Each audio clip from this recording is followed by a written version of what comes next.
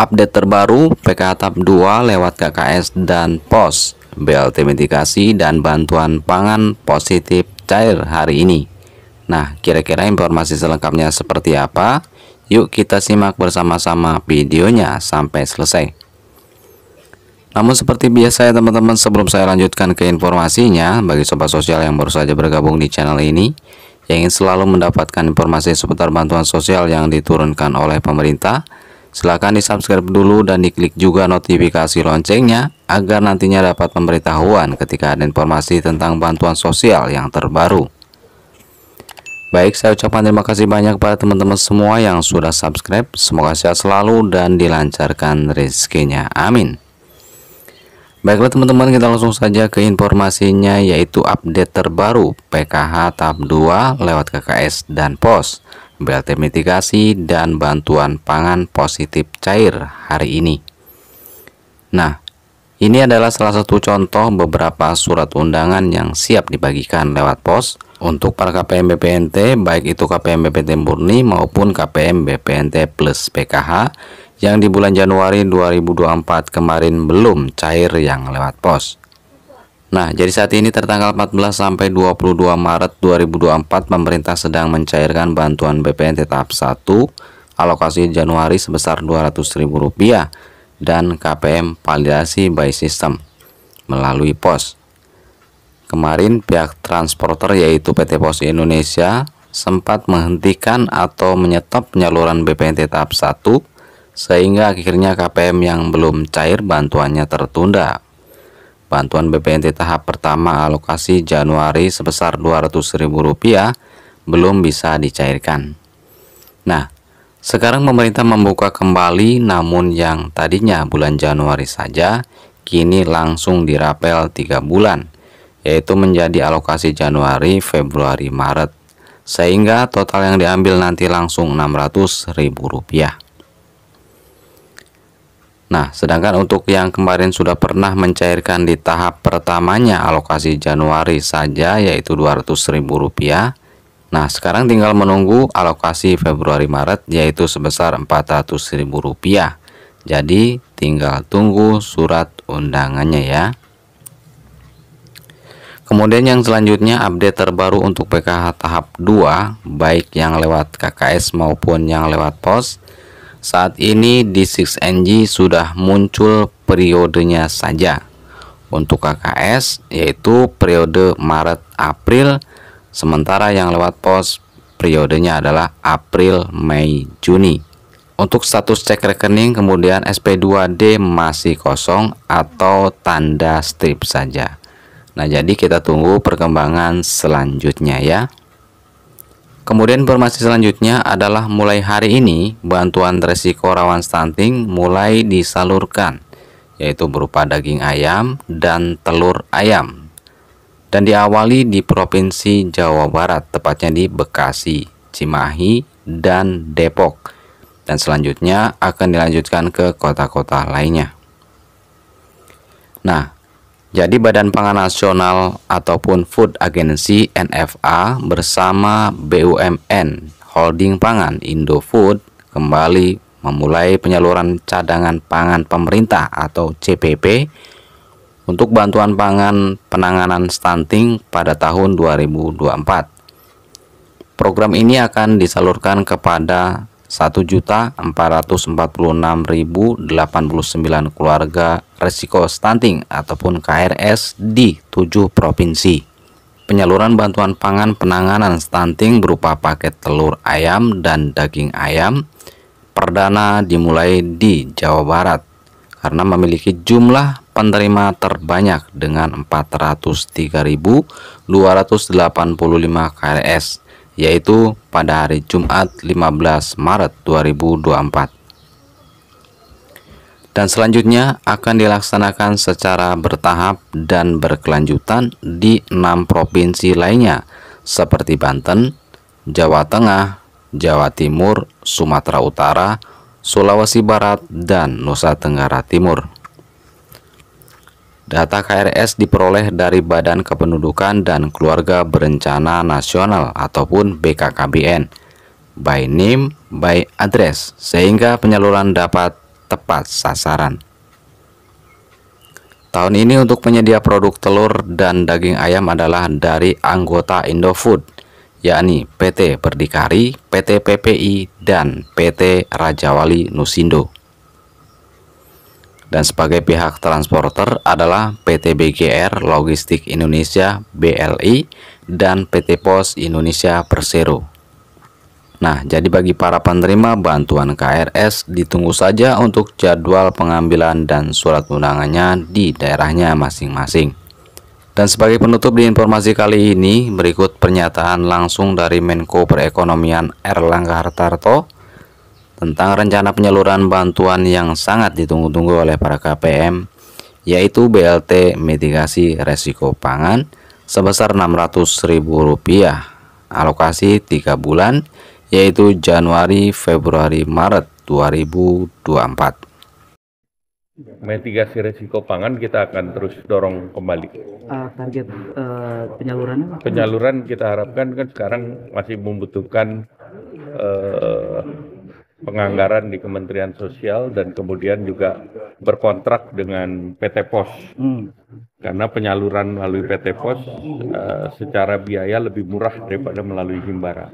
Pekan ini bisa, Pak? Pekan ini kita tunggu hasil KPU dulu. Jadi kita santai-santai aja dulu. Lydia Pak dari CNN, terkait BLT tadi kan Bapak bilang kalau yang 600.000 cairnya itu di semester ini, boleh dirinci nggak Pak kira-kira pekan depan atau kapan gitu Pak? Karena kan kemarin Bapak bilang sebelum memasuki bulan Ramadan ya Pak? Ya mungkin sebelum Lebaran. Jadi nunggu sidang isbat dulu.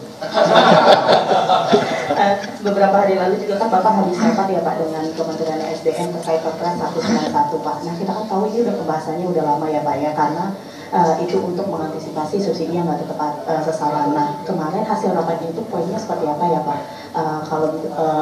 Kalau bisa boleh dijelaskan Pak, dan kapan sih Pak revisi Perpres itu bisa diterapkan? Ya kita lagi finalisasi. Jadi finalisasi tentu dengan berbagai kementerian. Yang penting dua hal, tepat jumlah dan tepat sasaran. Ya, ada lagi? Selamat siang Pak Erlangga, saya Trian Pak dari IDN Times. Pak, untuk terkait dengan bansos pangan Pak, kan memang sejauh ini dari akhir tahun sendiri sudah digelontorkan. Namun survei dari Spending Mandiri Index justru menunjukkan bahwa tabungan dari masyarakat bawah itu terus turun Pak, dibandingkan 2022 Pak. Sebenarnya seberapa efektifnya sih Pak untuk bantuan-bantuan pangan itu untuk mencegah adanya pemburukan dari sisi tabungan di masyarakat kelas bawah? Kemudian terkait dengan kesepakatan Australia dan Indonesia Pak, kan tadi disebutkan bahwa ada di IV ya Pak, kemudian kan ada juga di IKN Pak. Nah sejauh ini Australia itu berniat untuk membangun apa Pak di IKN? Kemudian nilai investasinya berapa dan kapan untuk direalisasikan? Satu lagi Pak, terkait makan gratis Pak, kan ini masih jadi isu liar ya Pak ya. Dan kemudian karena di berbagai asosiasi buruh juga Pak menolak Pak rencananya, karena Bapak kemarin sempat menyampaikan bahwa akan menggunakan dana BOS ya Pak. Dan itu merespon negatif Pak dari para buruh Pak. Sebenarnya itu nanti skemanya akan seperti apa Pak, dan anggaran yang memang akan digunakan itu berapa persen? Mungkin jika ada dari BOS itu akan berapa persen sih Pak? Terima kasih. Ya, pertama dana masyarakat meningkat akibat COVID. Jadi harus jelas bahwa dana DPK kita mengalami kenaikan selama COVID dari 2020, 2021, 2022. Nah, masuk tahun 2023 mulai normal. Sehingga tentu dalam situasi normal dapat dipastikan bahwa dana pihak ketiga dari perbankan sudah mulai turun. Nah, pemerintah sendiri membuat berbagai kebijakan, antara lain PPN DTP, PPN ditanggung pemerintah untuk otomotif, dan PPN ditanggung pemerintah PPN untuk properti, dan juga sekarang ke depan PPN terkait dengan mobil listrik. Jadi tentu pemerintah mendorong spending karena salah satu pertumbuhan ekonomi di Indonesia tergantung dari konsumsi masyarakat. Kemudian yang berikut terkait dengan IKN, ya tentu berbagai sektor karena Australia punya banyak kemampuan dalam pengembangan green cities, kemudian juga untuk smart cities, kemudian juga digitalisasi, dan yang paling penting kemarin yang kita bahas adalah universitas. kita butuh universitas kelas 1 yang untuk berada di IKN. Jadi kita tahu bahwa ranking universitas kita rata-rata di atas 200, dan ranking universitas yang kita mau dorong diharapkan bisa meningkatkan kemampuan di dalam negeri. Oleh karena itu, kemarin waktu Pak Presiden ke Amerika, Stanford University juga akan masuk ke Indonesia, termasuk di IKN. Kemudian kemarin dengan Central Queensland University, itu mungkin studies-nya terkait dengan sustainable development dan yang lain ini yang sedang dalam pembahasan. Tapi kita juga tentu tahu bahwa perguruan tinggi internasional mau beroperasi dengan mereka miliki sepenuhnya. Dan Indonesia tidak keberatan karena ini diharap kalau universitas dan profesornya mengajar di Indonesia, maka lebih banyak lagi anak Indonesia yang bisa belajar. Dibandingkan dengan sistem yang sekarang hanya keluarga tertentu atau middle up ke atas yang menikmati pendidikan di luar negeri. Sehingga kalau kita tarik ke sini, pemerintah juga bisa memberikan stimulan dalam bentuk LPDP. Jadi itu tujuannya, dan di mana-mana ibu kota negara ada partner universitas. Karena dalam setiap kebijakan publik kan kita selalu harus ada stakeholder daripada kalangan akademisi. Nah, kemudian yang terkait dengan makan gratis, tentu yang kemarin dilakukan adalah simulasi. Jadi simulasi itu ya masing-masing daerah yang melakukan. Tadi saya menerima Bupati daripada Merauke dan juga mengirimkan undangan. Kalau di sana namanya tadi gerakan makan ikan ya. Jadi beda lagi. Itu semua inisiatifnya adalah dari daerah, dan kami di sini hanya belanja masalah aja. Jadi bagaimana nanti membuat kebijakan yang bisa dilakukan secara tepat sasaran, tepat jumlah, dan bisa dimanfaatkan oleh para pelajar. Dan sekali lagi kita baru bahas di dalam APBN sesudah ada keputusan daripada KPU siapa pemerintah yang akan datang. Jadi kan kita selalu sebut pemerintah yang akan datang, karena pengguna APBN 2025 adalah pemerintah yang akan datang. Demikian. Ya, terima kasih. Cukup ya.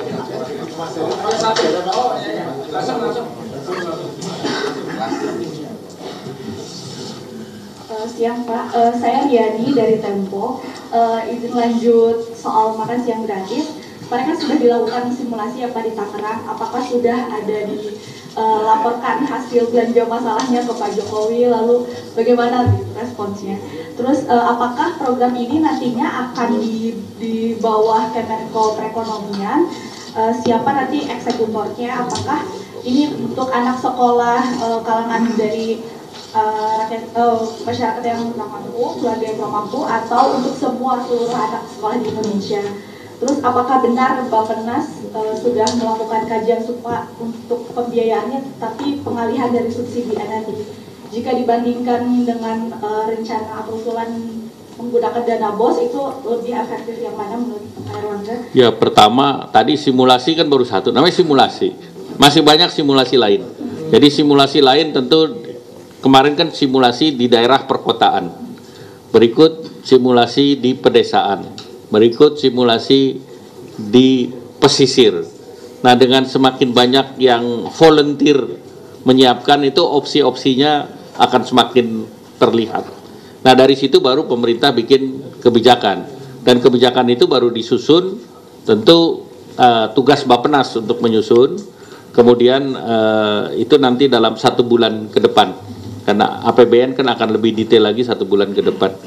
Jadi masalah kementerian dan yang lain juga itu bagian dari amplop APBN.